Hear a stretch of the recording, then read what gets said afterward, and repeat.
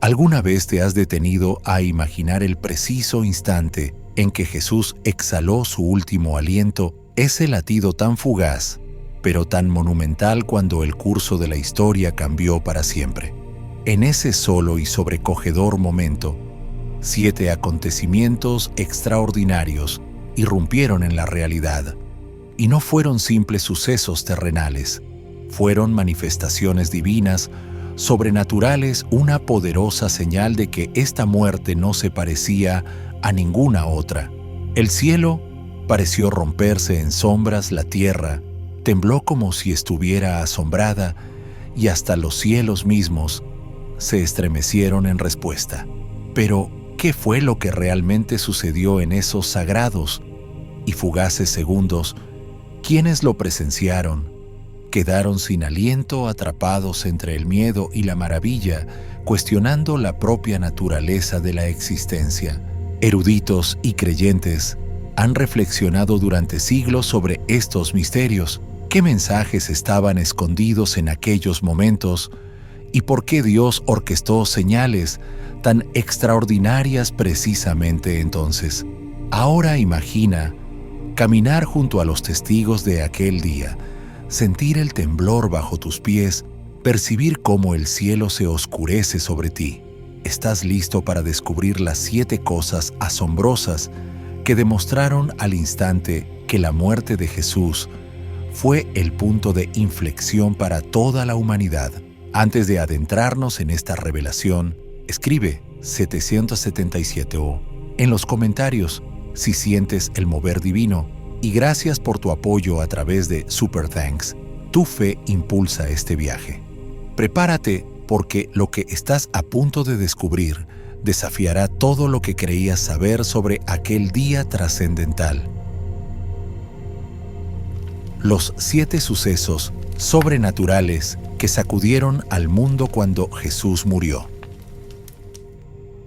Era poco después del mediodía, justo a la hora en que el sol debía estar alto brillando con orgullo sobre la ciudad de Jerusalén, bañando todo con su luz dorada. Las calles debían estar iluminadas, el cielo despejado y el resplandor del día en su máximo esplendor. Pero de repente, sin advertencia, algo extraño y aterrador ocurrió. La luz desapareció, no se nubló, no se atenuó, desapareció. Una oscuridad profunda y antinatural cayó sobre toda la tierra, envolviendo el cielo en un velo espeso y opresivo que se negó a levantarse. Y no fue un momento pasajero de sombra. Durante 3 largas y agonizantes horas, desde el mediodía hasta las 3 de la tarde, el sol retuvo su luz. Y durante todo ese tiempo, Jesucristo, magullado y herido, colgaba de la cruz, su cuerpo temblando bajo el peso del pecado del mundo. Este fenómeno inquietante no es un misterio oculto en antiguos escritos, está declarado abiertamente en el Evangelio de Mateo, que dice: desde el mediodía hasta las 3 de la tarde, toda la tierra quedó en oscuridad. Mateo 27:45. Pero, ¿alguna vez te has detenido a preguntar qué pudo causar una oscuridad tan prolongada en pleno día? ¿Podría haber sido un eclipse solar como algunos piensan hoy? Esa explicación puede parecer conveniente, pero se derrumba bajo escrutinio. La Pascua judía siempre ocurre durante la luna llena, y un eclipse total es astronómicamente imposible durante esa fase lunar. Entonces, si no fue un fenómeno natural, ¿qué fuerza pudo alcanzar los cielos y convertir la luz del día en noche? Para entender este momento, no debemos mirar a la ciencia sino a la Escritura. La oscuridad no fue una falla en el cosmos, fue un mensaje del cielo. En la tradición judía, la oscuridad suele simbolizar el juicio divino, una manifestación de la gravedad espiritual, cuando Dios hace una declaración a la tierra. Siglos antes de ese día, el profeta Amós había registrado una visión estremecedora del Señor. Aquel día, declara el Señor soberano, haré que el sol se ponga al mediodía y oscureceré la tierra en pleno día. Amós 8:9. Podría ser que lo que Amós vio en su profecía ahora se estaba cumpliendo directamente sobre el Calvario. Era la retirada del sol, una señal celestial de que el pecado de la humanidad estaba siendo juzgado en su totalidad. Intenta imaginarlo por ti mismo. Estás en Jerusalén, quizás cerca de los patios del templo o cruzando el mercado cuando la luz muere de repente. El aire se enfría, los animales se inquietan y el murmullo del miedo comienza a recorrer la multitud. El pánico se apodera de todos. Era el fin del mundo. Estaba Dios enojado. Incluso el Talmud, una piedra angular de la tradición rabínica judía, hace referencia a una oscuridad inusual e inexplicable durante la crucifixión. Y si incluso los enemigos de Jesús fueron testigos de tal señal, ¿qué nos dice eso sobre el peso innegable de ese momento? Mientras el cielo permanecía ennegrecido, Jesús alzó su voz en uno de sus últimos clamores. Con una voz que rompió el silencio, exclamó: Dios mío, ¿por qué me has abandonado? Mateo 27, 46. Estas palabras no fueron pronunciadas en confusión, sino como cumplimiento deliberado del Salmo 22, un capítulo profético que había señalado por siglos el sufrimiento del Mesías. ¿Te has preguntado alguna vez por qué el Padre pareció guardar silencio en ese momento? Podría ser que todo el cielo había vuelto, su rostro no en abandono, sino en solemne reconocimiento del peso que el Hijo estaba soportando. En esa oscuridad, los pecados del mundo estaban siendo juzgados no sobre los culpables, sino sobre el inocente. Y mientras la creación misma respondía en horror, el silencio de Dios tronó más fuerte que cualquier voz. ¿Qué dice sobre el poder de ese momento el hecho de que incluso el sol se negara a brillar? ¿Habrías podido estar bajo ese cielo sin temblar? Permanece con esta historia porque lo que sigue es aún más asombroso.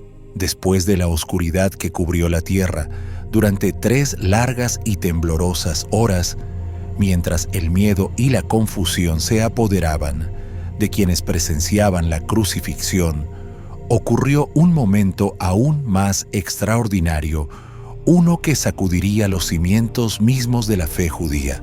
Justo cuando Jesús entregó su último aliento, algo inexplicable sucedió dentro del lugar más sagrado de todo Jerusalén, el Templo Santo. En ese instante divino, oculto tras los muros del templo y lejos de la vista de la multitud, el velo, la cortina sagrada que había separado a la humanidad de la presencia de Dios durante siglos, fue rasgada en 2. Pero no fue un desgarro común. Fue un acto sobrenatural, un mensaje lo bastante fuerte como para resonar a través de las generaciones. El velo no era una tela frágil que se movía con el viento. Era una cortina enorme de aproximadamente 18 metros de altura, hecha de un tejido grueso tan ancho como la palma de una mano e increíblemente resistente. Ningún hombre, y mucho menos en ese lugar sagrado, se habría atrevido a tocarla y mucho menos a destruirla. Y sin embargo, en el mismo instante en que Jesús entregó su espíritu, fue rasgada no de abajo hacia arriba como lo harían las manos humanas, sino de arriba hacia abajo. Este detalle lo cambia todo. El Evangelio de Mateo lo registra con precisión divina. En ese momento, el velo del templo se rasgó en 2 de arriba a abajo. Mateo 27, 51. Podría ser que la mano de Dios mismo descendiera e hiciera lo que ningún sacerdote, ningún soldado, ningún hombre jamás se habría atrevido a hacer. Este velo tenía un solo propósito: proteger el lugar santísimo, el santuario interior, donde una vez reposó el arca del pacto. Solo el sumo sacerdote podía entrar en esa habitación, y aún así, solo una vez al año, en el día de la expiación. Se entendía que era la misma morada de Dios en la tierra. ¿Puedes imaginar el temor que debieron sentir los sacerdotes al ver el velo rasgarse ante sus ojos? ¿Qué pensamientos cruzaron sus mentes mientras esa barrera milenaria se desmoronaba en un instante? Todo lo que habían aprendido, todo lo que habían creído, se estaba deshaciendo ante ellos, no con palabras, sino con un acto silencioso y abrumador de Dios. El velo era más que tela, era un símbolo de separación. En el Antiguo Testamento, el pecado hacía imposible el acceso directo a Dios. La humanidad necesitaba mediadores rituales, sacrificios, capas de protección entre la santidad de Dios y la fragilidad del hombre. Pero en el preciso momento en que Jesús pronunció sus últimas palabras desde la cruz, se realizó el sacrificio supremo. La sangre del Cordero fue derramada no solo por Israel, sino por el mundo entero. El rasgamiento del velo fue la declaración misma de Dios: entren, el camino está abierto. Esta verdad profunda se refleja en el libro de Hebreos, donde está escrito: así que, hermanos, teniendo libertad para entrar en el lugar santísimo por la sangre de Jesús, por el camino nuevo y vivo que Él nos abrió a través del velo, esto es de su cuerpo. Hebreos 10, 19, 20. ¿Ves la profundidad de esa revelación? El velo era una sombra, pero el cuerpo de Jesús era la realidad. Así como su carne fue desgarrada, también lo fue el velo que había separado a Dios de la humanidad. Imagina estar en el templo mientras esto sucedía. Tal vez eres un joven levita ayudando en los sacrificios o un sacerdote veterano recitando oraciones antiguas. De repente, escuchas el sonido de una tela que se desgarra fuerte, antinatural, aterrador. Te vuelves a mirar y tu corazón se congela. El velo está abierto. El límite ha desaparecido. Lo que siempre fue intocable, invisible y prohibido, ahora está expuesto. ¿Fue asombro lo que sentiste, o miedo, o el inicio de algo que aún no podías comprender? Esto no fue una coincidencia. Fue un anuncio divino de que el antiguo pacto había sido cumplido. Los rituales que antes apuntaban hacia el perdón ya no eran necesarios porque el perfecto se había ofrecido a sí mismo. El templo que una vez albergó la presencia de Dios ahora se erguía vacío, porque el Espíritu de Dios pronto habitaría en un nuevo templo tu corazón. Y este fue solo el segundo de los 7 signos. ¿Qué podría suceder después que dejara una huella aún más profunda en la historia? Pero el rasgamiento del velo fue solo el comienzo de lo que el cielo había orquestado en ese momento divino. Cuando Jesús exhaló su último aliento entregando su espíritu al Padre, la tierra misma respondió no con silencio sino con un rugido. Un violento terremoto estalló bajo los pies de todos los que estaban cerca del Gólgota, sacudiendo los cimientos mismos de Jerusalén. No fue solo un temblor, no el movimiento habitual del suelo. Fue una agitación sobrenatural, una respuesta cósmica a la muerte del Hijo de Dios. Como relata el Evangelio de Mateo con tanta viveza, la tierra tembló y las rocas se partieron. Mateo 27, 51. Pero, ¿qué significa cuando la misma tierra reacciona ante la crucifixión de un hombre? El momento de este terremoto no podía pasarse por alto. No ocurrió horas antes ni después. Llegó justo en el instante en que Cristo entregó su espíritu. Puedes imaginar estar allí, ya abrumado por la oscuridad repentina, cuando de pronto el suelo comienza a moverse y a sacudirse bajo tus pies, el polvo llena el aire, el templo tiembla, las rocas se parten con estruendosos crujidos y la gente grita tropezando en incredulidad. ¿Qué habrías pensado en ese momento? Habrías cuestionado todo lo que creías sobre quién era realmente Jesús. Jerusalén había sentido terremotos antes, pero este fue diferente, decisivo, violento, inolvidable. No solo partió la tierra, sino que rompió las ilusiones. Algunas partes de la ciudad se derrumbaron, pero el efecto más impactante no fue estructural, sino espiritual.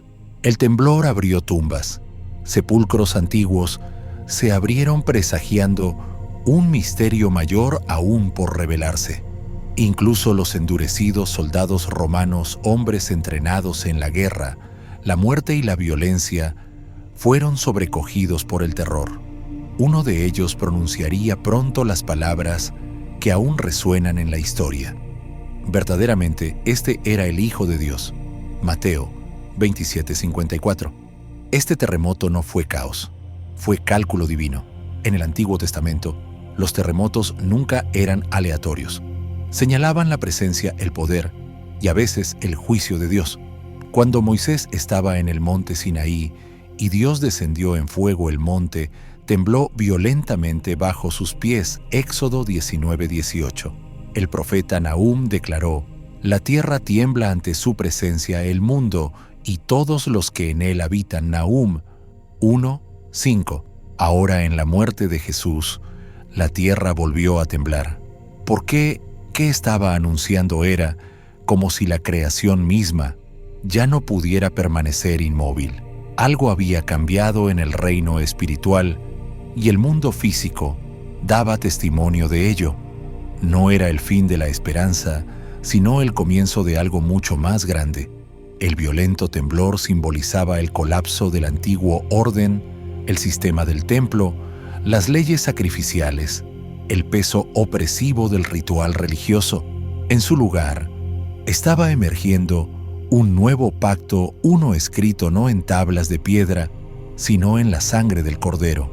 ¿Alguna vez has pensado en lo que significa que la tierra misma respondiera a la muerte de Jesús, que la naturaleza reconociera lo que muchos corazones humanos aún se niegan a ver? No fue simplemente un momento de luto, fue una proclamación de victoria. La tierra no estaba llorando, estaba gimiendo en dolores de parto, porque algo nuevo estaba a punto de surgir. Así como tembló en su muerte, temblaría de nuevo 3 días después, cuando la piedra rodara del sepulcro y la muerte fuera derrotada para siempre. Imagina el miedo que debió recorrer las calles de Jerusalén. Los cielos se habían oscurecido, el velo del templo se había rasgado, y ahora el suelo mismo era inestable.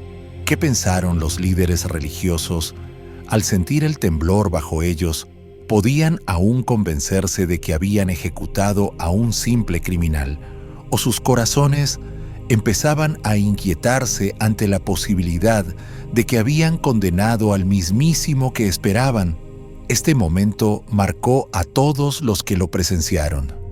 Creyeran o no, ninguno pudo negar que algo más allá de la comprensión humana estaba ocurriendo.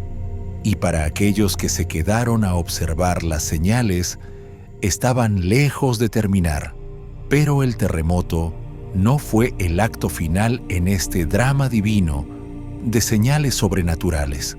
Justo cuando parecía que lo extraordinario había alcanzado su punto máximo, algo aún más inquietante, más sobrecogedor y verdaderamente inexplicable ocurrió. Mientras la tierra temblaba y el velo del templo yacía rasgado en el polvo, tumbas antiguas se abrieron y de ellas los muertos se levantaron. No metafóricamente, no simbólicamente, física y visiblemente. Cuerpos que habían estado en reposo despertaron y los muertos caminaron nuevamente. Puedes imaginar presenciar esto con tus propios ojos. Ya rodeado de caos, el sol oscurecido, el velo rasgado por manos invisibles, el suelo temblando bajo tus pies, ahora ves las tumbas abrirse. ¿Qué sentirías si miraras hacia arriba y vieras el rostro de alguien que sabías muerto desde hacía mucho tiempo, caminando nuevamente entre los vivos? El Evangelio de Mateo, en su testimonio preciso e inspirado, captura este momento con una claridad asombrosa. Los sepulcros se abrieron, y muchos cuerpos de santos que habían dormido se levantaron, y saliendo de los sepulcros después de la resurrección de Jesús, vinieron a la santa ciudad y aparecieron a muchos. Mateo 27, 52-53. Este no es un detalle menor escondido en un rincón de las Escrituras. Es una declaración audaz. La muerte ya comenzaba a perder su dominio incluso antes de que Jesús saliera de su propia tumba. Pero ¿quiénes eran estos resucitados? Mateo nos dice que eran personas santas, hombres y mujeres, que habían vivido con rectitud, dedicados a Dios, esperando con fe el cumplimiento de las promesas de redención. No eran simples cadáveres movidos por una energía extraña. Eran santos fieles, quizá profetas, sacerdotes o creyentes anónimos, elegidos para ser los primeros testigos de lo que estaba por venir. ¿No te hace eso preguntarte, ¿y si uno de ellos hubiera sido tu antepasado, un ser querido, un anciano venerado que la ciudad había llorado años atrás? Y aquí está el misterio que profundiza el asombro. Mateo escribe que estas personas salieron de sus tumbas después de la resurrección de Jesús. Eso significa que aunque las tumbas se abrieron en el momento en que Él murió, la plena manifestación de la vida resucitada no ocurrió hasta que Cristo mismo resucitó. ¿Por qué? Porque Él era el primogénito de entre los muertos, Colosenses 1:18, el precursor de una nueva creación. Su resurrección no fue independiente, sino completamente dependiente de su victoria. Solo Él tenía las llaves de la muerte y del sepulcro, y una vez que las abrió, otros le siguieron. Jesús había declarado con poder y autoridad: «Yo soy la resurrección y la vida. El que cree en mí, aunque esté muerto, vivirá». Juan 11:25. Ahora esa declaración ya no era solo una promesa. Se estaba cumpliendo en tiempo real en las mismas calles de Jerusalén. Estos santos resucitados caminaban entre los vivos, apareciendo a muchos una prueba visible de que algo que cambiaría el mundo acababa de suceder. ¿Qué harías si alguien a quien habías enterrado años atrás llamara de pronto a tu puerta? ¿Cómo podría alguien negar semejante señal? Las ondas de impacto de ese momento debieron ser inmensas. La ciudad debía vibrar de miedo, asombro y maravilla. ¿Qué pensaron los sacerdotes cuando vieron pasar junto a las puertas del templo a alguien a quien habían sepultado? Y los fariseos, los escribas, los que habían insistido en que Jesús era un impostor, podrían mirar a los ojos de un santo resucitado y seguir aferrándose a sus dudas. El simbolismo aquí se remonta a lo más profundo de la historia profética.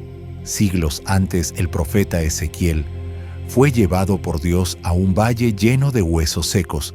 En una visión vio cómo hueso se unía a hueso, la carne los cubría, y el aliento volvía a formas sin vida. «He aquí yo abro vuestros sepulcros, y os haré subir de vuestras sepulturas», dijo Dios por medio de Ezequiel 37:12. Y ahora, aquí en Jerusalén, esa visión ya no era profecía, era realidad. El mismo Dios que había prometido vida desde la muerte estaba cumpliendo su promesa a través de su Hijo. Estos santos resucitados eran una muestra de lo que espera a todos los que pertenecen a Cristo. Su resurrección no fue aleatoria ni temporal, fue un anticipo de la resurrección final, cuando, como escribe Pablo, los muertos en Cristo resucitarán primero. Mire Tesalonicenses 4:16. En ese momento, el cielo susurraba a la humanidad: esto no es el fin, es el comienzo de la vida eterna. Y aún las señales continuaban. Con cada instante sobrecogedor, la verdad de quién era Jesús se volvía más innegable, más gloriosa y más aterradora para quienes lo habían rechazado. ¿Qué podría suceder después? Sin embargo, entre las señales sobrenaturales, el velo rasgado, la tierra temblando, los muertos resucitando, hubo un momento más que atravesó el caos, no con truenos ni oscuridad, sino con una revelación silenciosa en el corazón de un hombre inesperado. Mientras las multitudes entraban en pánico y la naturaleza misma gemía, un centurión romano, endurecido por la guerra, y acostumbrado a la sangre, pronunció una frase que cambió el curso de su alma para siempre. En un lugar destinado a la muerte, este hombre encontró la verdad. Este centurión no era ajeno a la ejecución, era parte de su deber. Como comandante de unos 100 hombres en el ejército romano, había sido entrenado para no conmoverse. La crueldad era rutina. El dolor ordinario. Probablemente había participado en decenas, quizá cientos de crucifixiones, y esta había comenzado como cualquier otra. Otro condenado, otra cruz, otro día, pero a medida que pasaban las horas, se dio cuenta de que esto no se parecía a nada que hubiera presenciado antes. Lo que comenzó como una crucifixión más, se transformó en una serie de eventos sobrenaturales y aterradores que lo sacudieron hasta lo más profundo. Había visto a Jesús despojado y azotado, coronado de espinas, burlado por los soldados, quizá incluso bajo su propia orden. Tal vez fue él quien dio la instrucción de extender las manos de Jesús sobre la madera y clavar los clavos de hierro en sus muñecas y pies. Había observado a la multitud burlarse e insultar al hombre en la cruz del medio, pero cuando el cielo comenzó a oscurecerse sin aviso, cuando una quietud extraña cubrió la ciudad, el centurión empezó a inquietarse. Y cuando la tierra comenzó a temblar bajo sus sandalias y las rocas se partieron violentamente a su alrededor, esa inquietud se convirtió en miedo. Escuchó a Jesús hablar no con ira, no con desesperación, sino con calma y autoridad. Consumado es, declaró Jesús, Juan 19:30, y luego entregó su espíritu. A diferencia de otros criminales que morían maldiciendo su destino o suplicando piedad, Jesús exhaló su último aliento con autoridad, como si no fuera víctima de la muerte sino su maestro. ¿Qué clase de hombre muere así? Y entonces ocurrió algo milagroso, no en el cielo ni en la tierra, sino en el corazón del centurión. El Evangelio de Mateo lo describe claramente el centurión, y los que con él guardaban a Jesús, viendo el terremoto y las cosas que habían sido hechas, temieron en gran manera y dijeron: verdaderamente este era Hijo de Dios. Mateo 27:54. Estas no fueron palabras casuales. Fueron una confesión, una admisión temblorosa y llena de asombro de un hombre que había pasado su vida sirviendo a un imperio pagano. ¿Por qué un oficial romano arriesgaría tal declaración, especialmente delante de sus propios hombres? Esto fue más que observación, fue revelación. Piénsalo, este soldado había pasado años honrando a los dioses romanos, jurando lealtad al César y ejecutando condenados sin pestañear. Sin embargo, ahora, ante un rabino judío golpeado y crucificado, inclinó su corazón y confesó lo que muchos en Israel se negaban a creer: Jesús era el Hijo de Dios, no solo un profeta, no solo un buen maestro, no un agitador político, sino el Hijo Divino. Hasta ese momento, él y los demás habíanse burlado de Jesús, vistiéndolo con un manto escarlata, colocándole una corona de espinas, fingiendo arrodillarse ante él como un rey. Habían lanzado insultos, no adoración, pero ahora su burla se había convertido en lamento, su crueldad en convicción. Podría ser que los mismos hombres que clavaron a Jesús en la cruz fueran los primeros gentiles en reconocer su verdadera identidad. La declaración del centurión nos recuerda algo profundo. Incluso los corazones más duros pueden ser traspasados por la gracia. Incluso aquellos cómplices de los pecados más horrendos no están fuera del alcance de la redención. Cuando Jesús clamó: Padre, perdónalos, porque no saben lo que hacen. Lucas 23:34. Esa oración no se perdió en el viento, cayó en el alma de un verdugo romano y floreció en fe.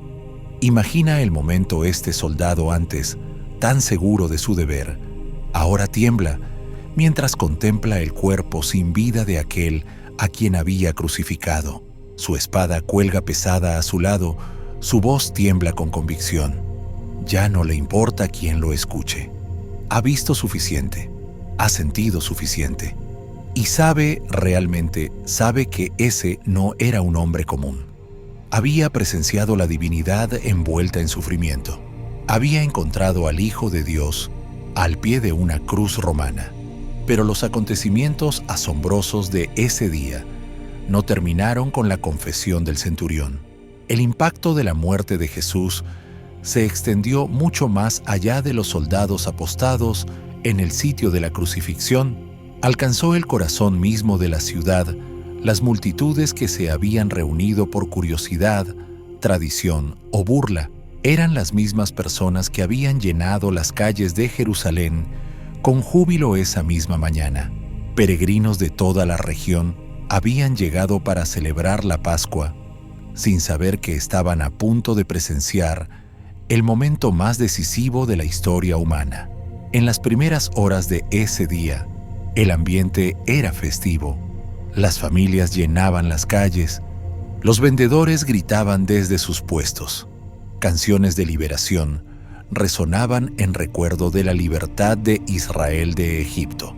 Pero, mientras la ciudad se alegraba, una historia paralela se desarrollaba justo fuera de sus muros. Un hombre ensangrentado y golpeado era llevado a morir en una cruz romana. Una multitud se reunió en el Gólgota. Algunos vinieron a burlarse, otros solo a mirar. Otros, como su madre María y el discípulo amado, permanecían en silencio y dolor. Mientras Jesús colgaba en la cruz, hora tras hora pasaba, y la multitud se volvía cada vez más impaciente y cruel. Voces se alzaban entre los espectadores. «Si eres el Hijo de Dios, baja de la cruz». Mateo 27:40. Los líderes religiosos, envalentonados por el veredicto que habían forzado, se burlaban abiertamente. A otros salvó y a sí mismo no puede salvarse. Mateo 27:42. Para muchos, ese día parecía el final humillante de un hombre que había afirmado ser el Mesías. Así terminaría la historia. Pero algo cambió lentamente al principio, luego de manera inconfundible. Al mediodía, el sol desapareció. Sin nubes ni tormenta, una oscuridad antinatural cubrió el cielo. Las risas y burlas comenzaron a desvanecerse. La gente levantó la vista confundida. Los susurros reemplazaron los gritos. Los padres abrazaron a sus hijos. Entonces la tierra comenzó a temblar bajo sus pies, violentamente y sin advertencia. Las piedras se rompieron, los edificios crujieron, y el miedo inundó los corazones de los presentes. Y el velo del templo, la barrera sagrada entre Dios y el hombre, se rasgó de arriba a abajo. De repente, esto ya no era solo una ejecución, era algo mucho más allá de lo natural. ¿Cómo podían explicar el oscurecimiento del cielo sin causa aparente? ¿Cómo podían ignorar el terremoto que partió los cimientos de la ciudad?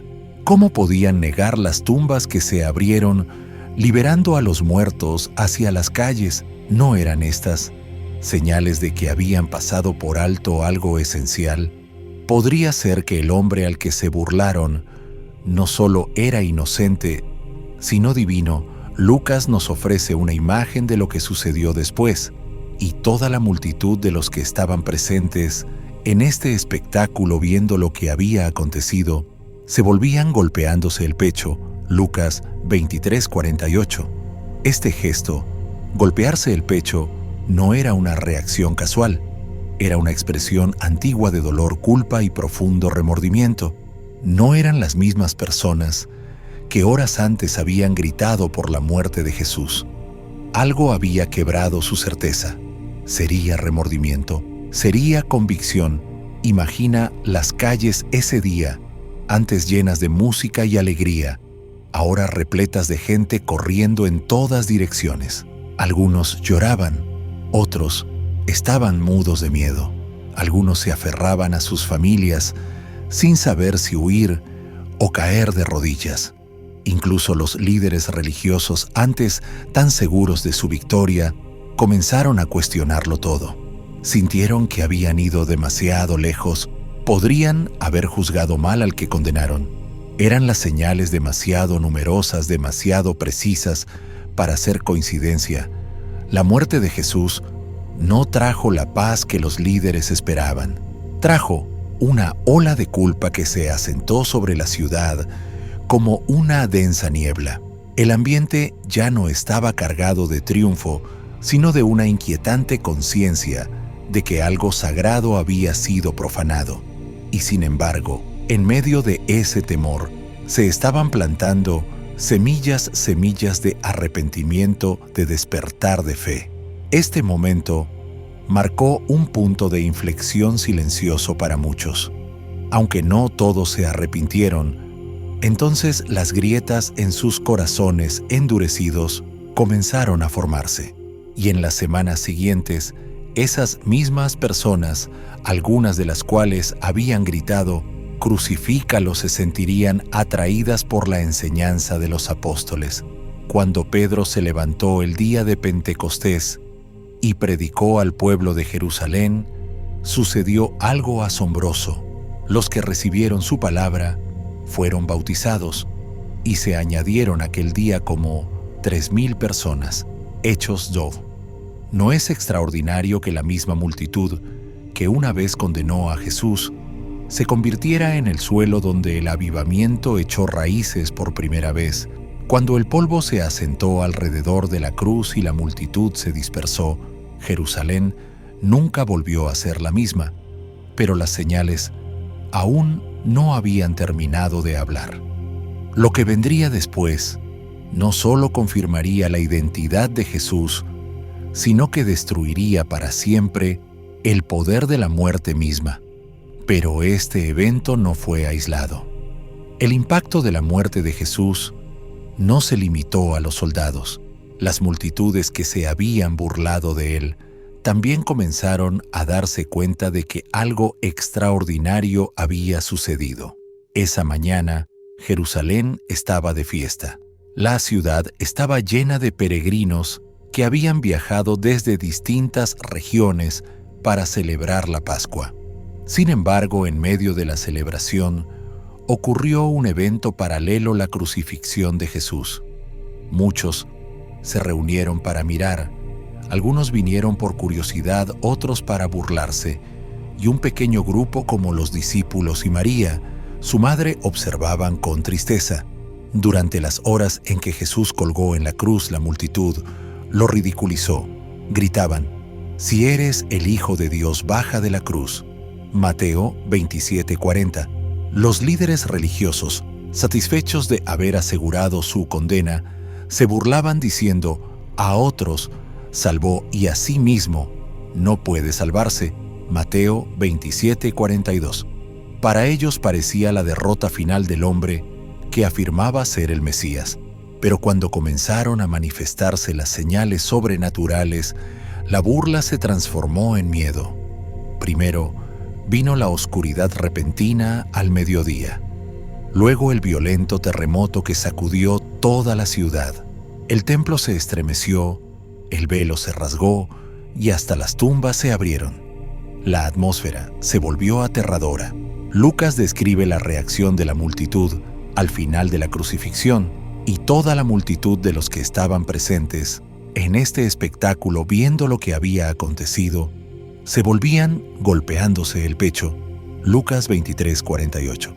Esta expresión, golpearse el pecho, era señal de profundo remordimiento y angustia. Las mismas personas que habían gritado «Crucifícalo» apenas unas horas antes, ahora huían aterradas. Se dieron cuenta de que algo mucho más grande de lo que imaginaban había ocurrido. El remordimiento comenzó a aflorar, aunque para muchos ya era demasiado tarde. Los que habían rechazado a Jesús comprendieron que no se enfrentaban a un simple predicador, sino al mismo Hijo de Dios.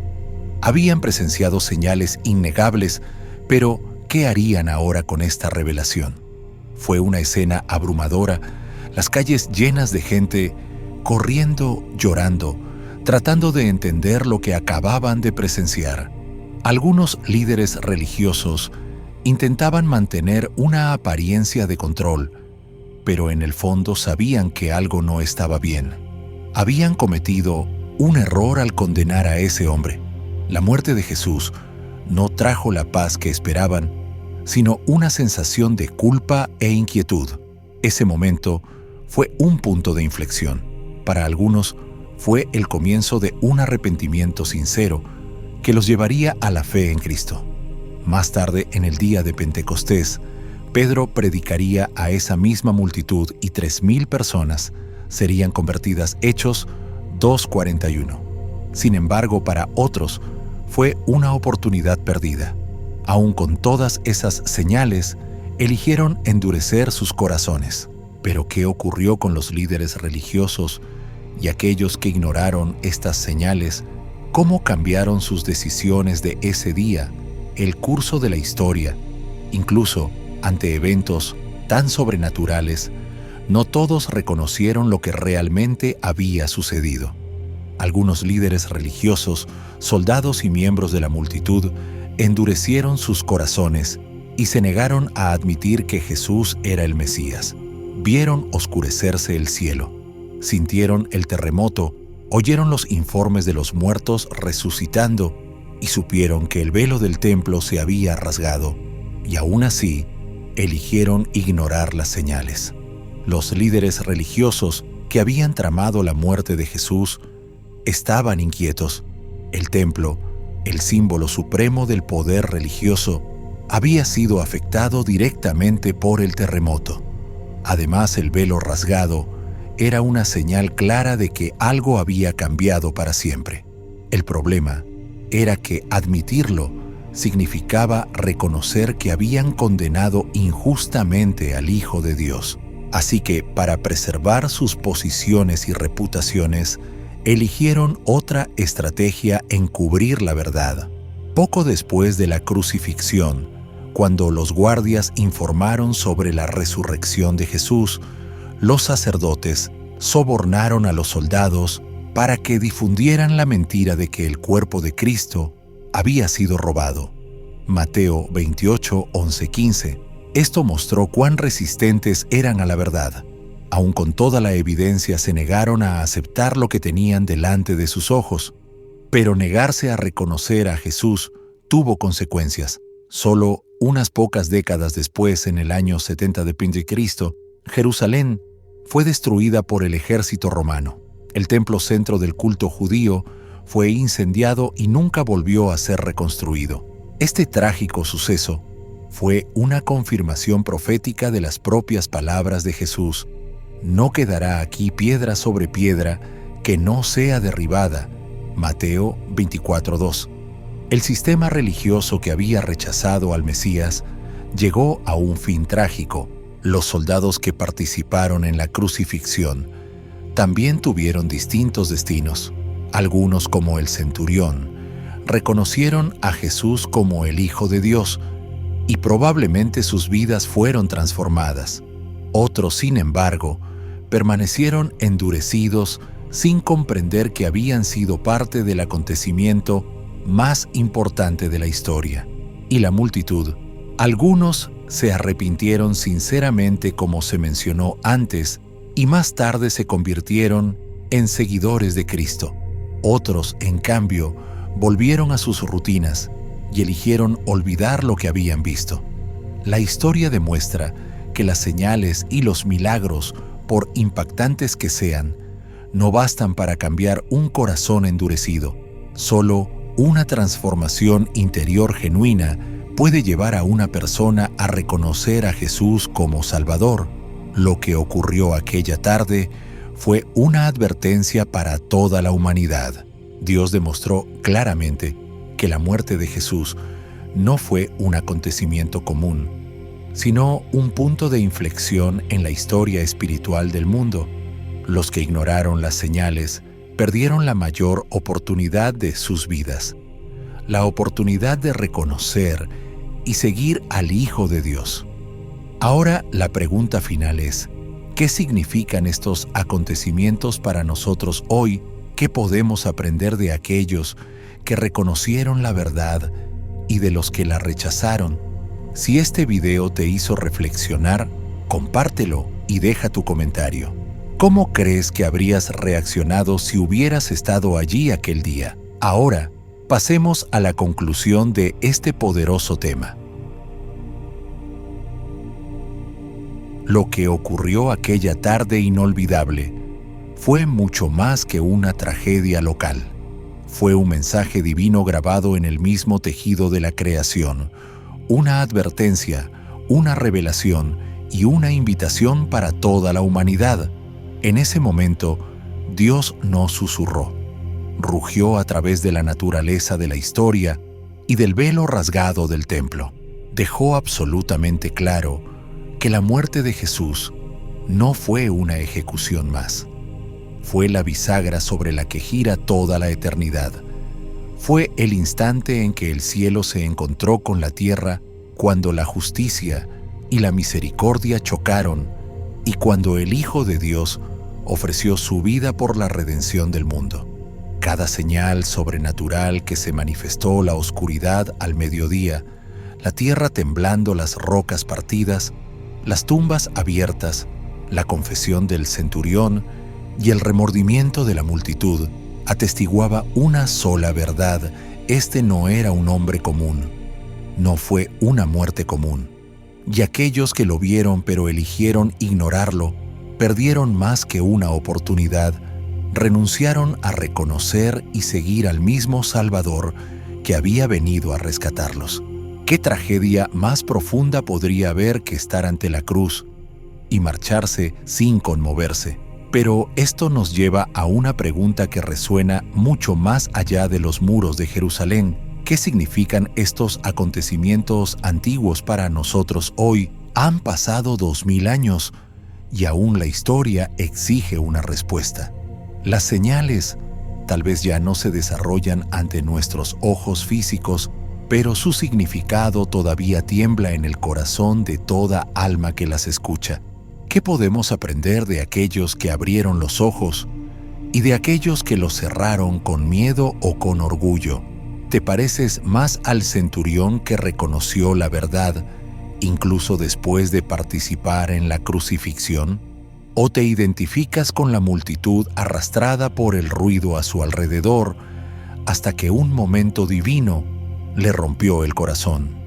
Tal vez has sido como los líderes religiosos, aferrándote a un sistema o creencia que parece más seguro que rendirse. Pero ahora, algo dentro de ti comienza a agitarse. ¿Qué habrías hecho si hubieras estado allí aquel día de pie a la sombra de la cruz? Esta historia no trata solo del pasado, trata del ahora. Hoy, el mismo Jesús, que murió en esa cruz, sigue llamando a los corazones a despertar. Aún ofrece el regalo de la vida eterna, y las señales de su presencia, aunque más silenciosas que los terremotos, nos rodean por todas partes. ¿Las notarás? Responderás. Si este mensaje ha despertado algo en tu espíritu, no lo guardes para ti. Comparte esta historia. Permite que llegue a alguien que quizá esté caminando por su propia oscuridad espiritual. Y te invitamos a dejar un comentario abajo. Cuéntanos, ¿cómo crees que habrías respondido si hubieras estado allí aquel día mirando hacia la cruz? Ahora, al entrar en la conclusión final de este poderoso recorrido, prepara tu corazón, porque las señales ocurrieron hace mucho tiempo, pero la elección, el significado y la invitación siguen hoy justo delante de ti.